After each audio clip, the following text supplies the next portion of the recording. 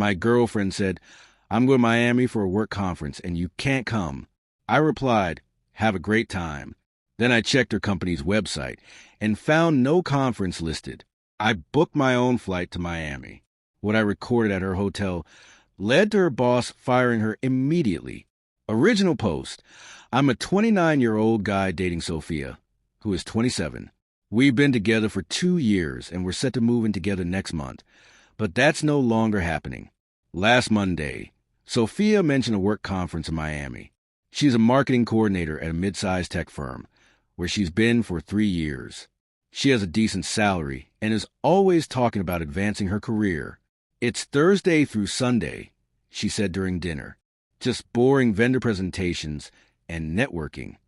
Sounds fun, I replied. Miami in November is way better than this weather. Want me to come along? I can work remotely from a hotel. Her expression changed instantly. No, you can't come. It's strictly for employees only. They're really strict about it. Plus, I'll be in sessions all day. You'd be bored. Something felt off.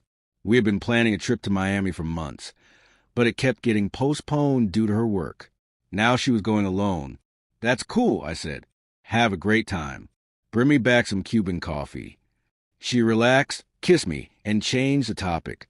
On Tuesday morning, curiosity got the better of me while I was at work. I checked her company's website, which has a section for events and conferences. Nothing was listed. I looked at their social media and found no mention of Miami. I searched through their press releases. Nothing. I called my friend Diego, who works in IT at a competing company. Hey, is there a big tech marketing conference in Miami this week? Not that I know of. Why? Just wondering. Sophia says she's going to one. Maybe check on that. During lunch, I dug deeper. Her company's event calendar was public. November only showed a virtual webinar on Tuesday and a local Chamber of Commerce mixer. No Miami conference. My stomach sank, but I kept my composure.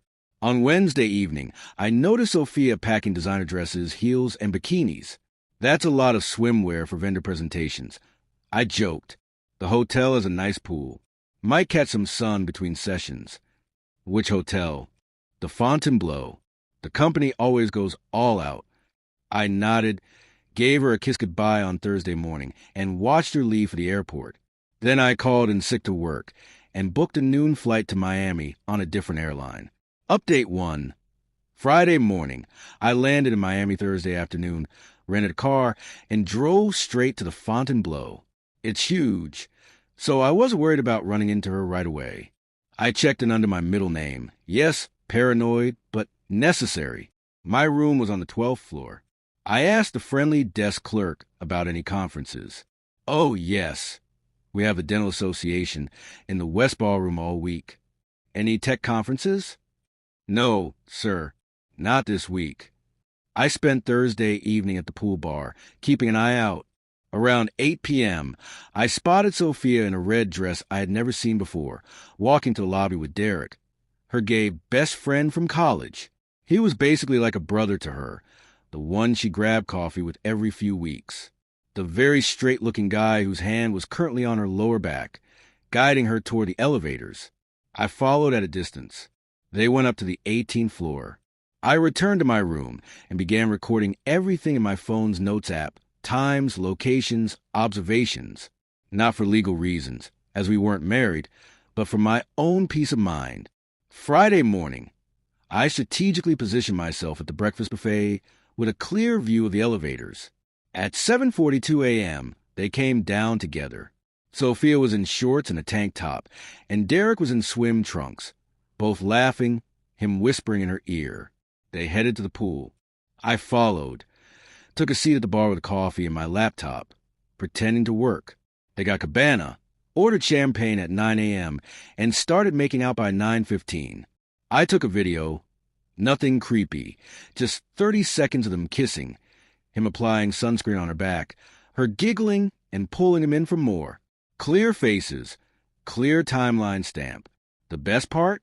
Sophia posted an Instagram story that read, "Conference life is exhausting," alongside a photo of a random conference room She must have pulled from Google. That's when I decided to get petty. Perhaps too petty, but I was done. Update 2. Friday afternoon, I knew Sophia's boss, Monica, was pretty active on LinkedIn. She followed me because I had helped fix her laptop at a company event once. A professional connection. I created a throwaway email and sent Monica a message. Hi, Monica. I think you should know that one of your employees is using a fake conference in Miami for personal time. Sophia Torres is at the Fontainebleau with her boyfriend, not at any work event. I'm a concerned colleague who believes in professional integrity. I attached a screenshot of Sophia's Instagram story claiming to be exhausted from the conference. Within an hour, Monica had viewed my LinkedIn profile. She didn't message me, but I could see she was active online. Then things got interesting. Around 2 p.m., I was at the pool bar again when Sophia's phone started ringing.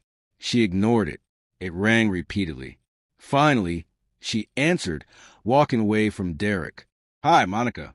Yes, the conference is going great. Which sessions? Oh, the morning one on digital transformation was amazing. She was panicking, pacing. Derek was watching, confused. You wanted to send photos? Of course. Let me. My phone is acting up. Can I send them Monday? You need them now? I understand. She hung up, her face pale. Derek, everything okay?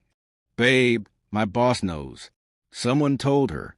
She's asking for proof of the conference. Just fake something. She wants specific things.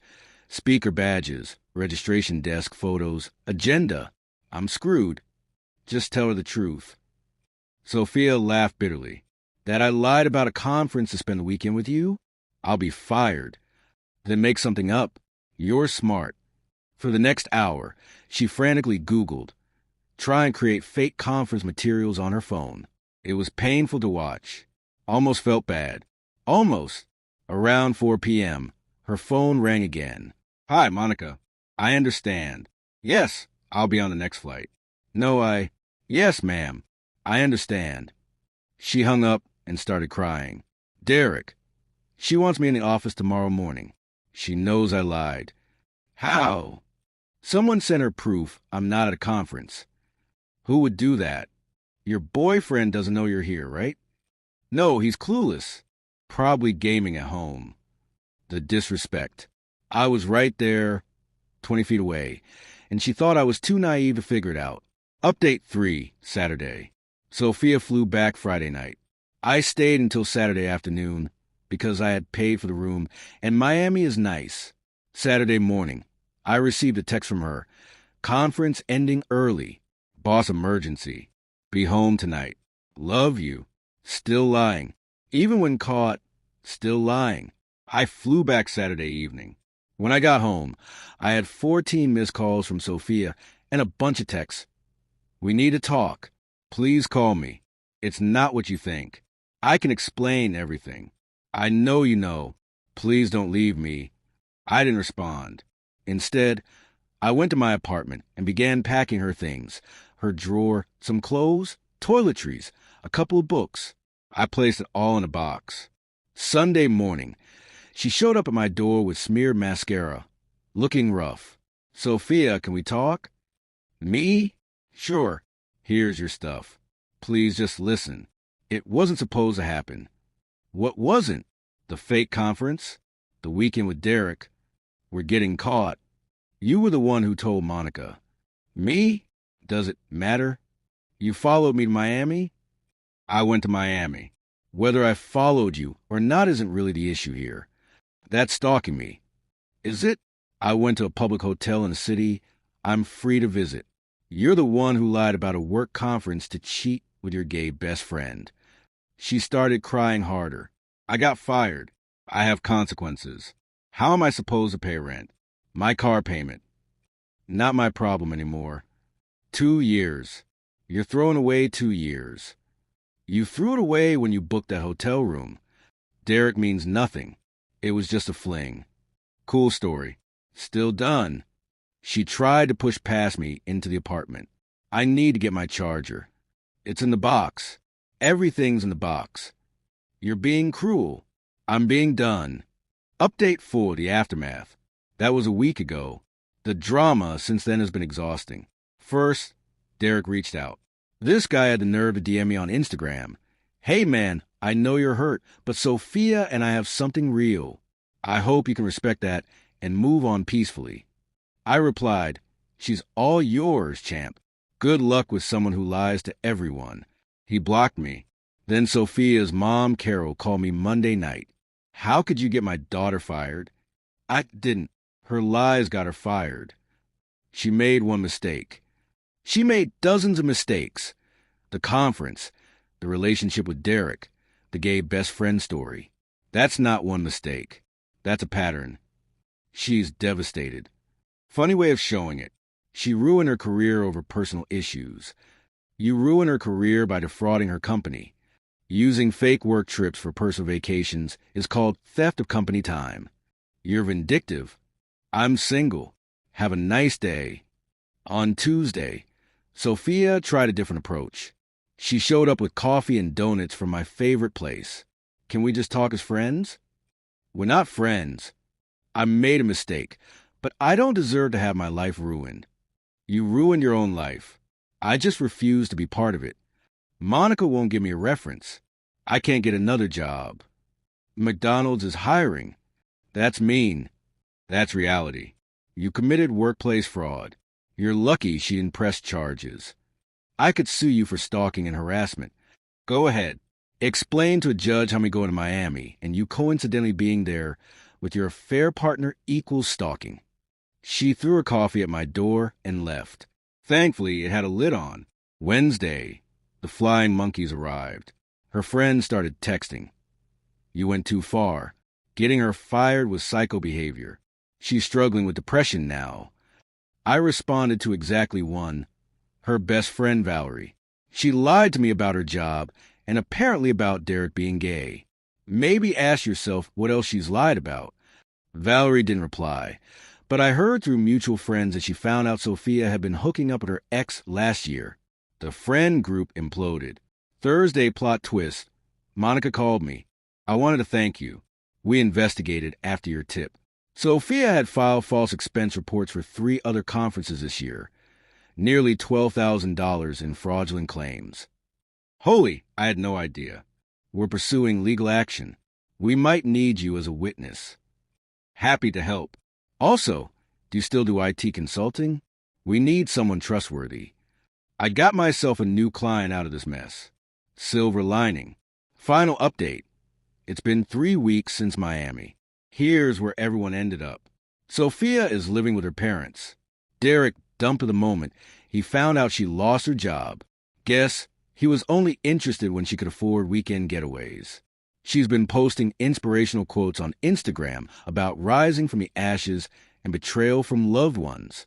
The irony is lost on her. She attempted one last manipulation yesterday, sending me a long email about how she'd been diagnosed with anxiety and depression, how this whole situation triggered past trauma, and how I should feel guilty for ruining her mental health. I forwarded it to my lawyer friend, who advised keeping it in case she tries anything legal. The criminal charges from her company are moving forward. It turns out those 3 fake conferences included a Vegas Summit Girls trip with her sister, a Denver ski training weekend with Derek, and an Austin Workshop Music Festival. Each time, she filed expense reports for flights, hotels, and per diem meals. That's fraud, serious fraud that could lead to potential jail time. My involvement in all this? I provided a deposition about finding her in Miami when she claimed to be at a conference. That's it. Everything else was her doing. The wildest part? I found out through the grapevine that I wasn't even her only boyfriend. She had been telling Derek they were exclusive while claiming the same to me. There was also a guy named Nathan she was networking with who thought they were dating. Derek messaged me again saying, "Bro, I didn't know about you." She played us both. I left him on read, not interested in bonding over mutual stupidity. As for me, I'm doing well. Better than well, actually. That client referral from Monica turned into a steady contract. I'm making an extra $3,000 a month doing their IT consulting. I also started therapy to address trust issues because, yeah, Discovering your girlfriend was basically running a romance Ponzi scheme messes with your head. But my therapist says I handled it pretty well. All things considered, the best revenge is living well, and also seeing her face federal fraud charges, but mostly just living well. Oh, and I did return to Miami last weekend, but alone. I had a fantastic time, stayed at a different hotel, met some interesting people, and even ran into the chatty desk clerk from the Fontainebleau at a bar. He recognized me as conference detective guy and bought me a drink. "Did you ever find that tech conference?" he asked with a knowing smile. "Nope," I replied, "but I found the truth. Sometimes that's worth more." For anyone saying I went too far, she destroyed her own life with lies and fraud. I just refused to be another victim. And for those suggesting I should have confronted her directly, why? So she could lie more, gaslight me into thinking I was crazy, or delete evidence. Nah, sometimes the best response to betrayal is a revenge. It's stepping aside and letting karma handle the paperwork. In this case, karma's name was Monica from HR, and she didn't come to play. I'm done with this chapter. Moving forward, I'll trust but verify, and always check the company website for those work conferences. Peace out. Edit for everyone asking. Yes, this is legal. Recording in public spaces like hotel pools is permissible. Reporting suspected fraud is legal. Going to Miami is legal. Stop demanding me about stalking laws when you clearly don't understand them. Edit 2. No, I'm not interested in getting back with her. Stop suggesting couples therapy. Some things can't be fixed with counseling, like fraud and sleeping with Derek. Edit 3. Derek is facing his own problems now. Apparently, he was using his company credit card for these trips with Sophia. His boss found out after my story made the rounds in our industry. Play stupid games, win stupid prizes.